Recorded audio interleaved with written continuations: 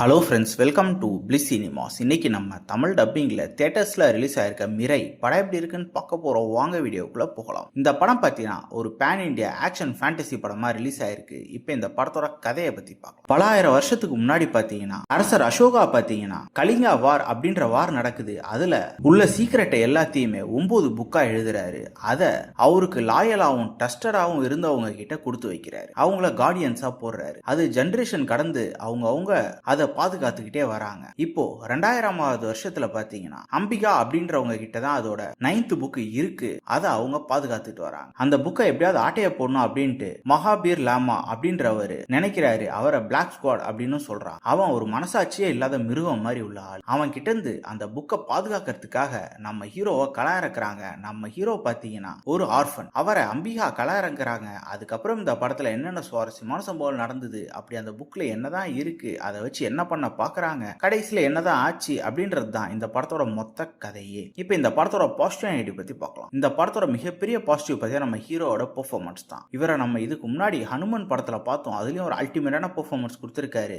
இந்த படத்துலயும் பாத்தீங்கன்னா ஒரு சூப்பரான பெர்ஃபார்மன்ஸ் கொடுத்திருக்காங்க. 2 ஷேட்ல கொடுத்திருக்காங்க. ரெண்டுமே அல்டிமேட்டா பண்ணிருக்காங்க. அதே மாதிரி தான் வில்லனோட பெர்ஃபார்மன்ஸ் ஒரு தரமான பெர்ஃபார்மன்ஸ். இவங்க 2 பேர் கேரக்டரையுமே தத்ரூபமா சூப்பரா எழுதியிருக்காங்க. இவங்களை ஃபாலோ பண்ணாலே இந்த படத்தை பார்த்து முடிச்சிடலாம். இந்த படம் பாத்தீங்கன்னா டெக்னிக்கலி பயங்கர சவுண்டான ஒரு படம். அது விஎஃப்எக்ஸா இருக்கட்டும், சினிமோட்டோகிராஃபியா இருக்கட்டும், சவுண்ட் எஃபெக்ட்ஸா இருக்கட்டும், பேக்ரவுண்ட் ஸ்கோரா இருக்கட்டும், எல்லாத்துலயுமே தரமா பண்ணி கொடுத்துருக்காங்க. எல்லாமே நம்மளை இம்ப்ரெஸ் பண்ற அளவு இருக்கு. அதே மாதிரி இந்த படத்து மூலியமா இவங்க பேச வர விஷயம், இவங்க நமக்கு சொல்ல வர விஷயம் எல்லாத்தையும் ரொம்ப நீட்டா கிளீனா கன்வே பண்ணிருக்காங்க. நமக்கு இந்த படத்தோட நெகட்டிவ் பத்தி பாத்தீங்கன்னா ஃபர்ஸ்ட் ஹாஃப் சொல்லலாம். ஃபர்ஸ்ட் ஹாஃப் பொறுத்தளவு நல்லாவே போனாலும் பல சீன்ஸ் நமக்கு பிரெடிக்டபிளா இருக்கு. அதை இன்னும் கொஞ்சம் நல்லா எழுதி இருக்கலாம். அதே மாதிரி இந்த படத்துல காமெடி போர்ஷன்ஸ் வச்சிருக்காங்க. அது பெருசா ஒர்க் அவுட் ஆகல. அது எதுக்கு வச்சாங்க அப்படின்றதும் நமக்கு தெரியல. அதே மாதிரி கிளைமேக்ஸ் இன்னும் கொஞ்சம் பெட்டரா பண்ணிருக்கலாம். ஓவராலா பார்த்தீங்கன்னா கண்டிப்பா இந்த படம் எல்லாருமே ஒன்ஸ் பார்க்க வேண்டிய ஒரு படமா தான் இருக்கு. ஒரு தரமான படம் தான். ட்ரை பண்ணி பாருங்க. படத்துல அடல்ட் கண்டென்ட்லாம் இல்லை, ஸோ ஃபேமிலியோட ட்ரை பண்ணலாம். இன்னொரு வீடியோல சந்திக்கலாம்.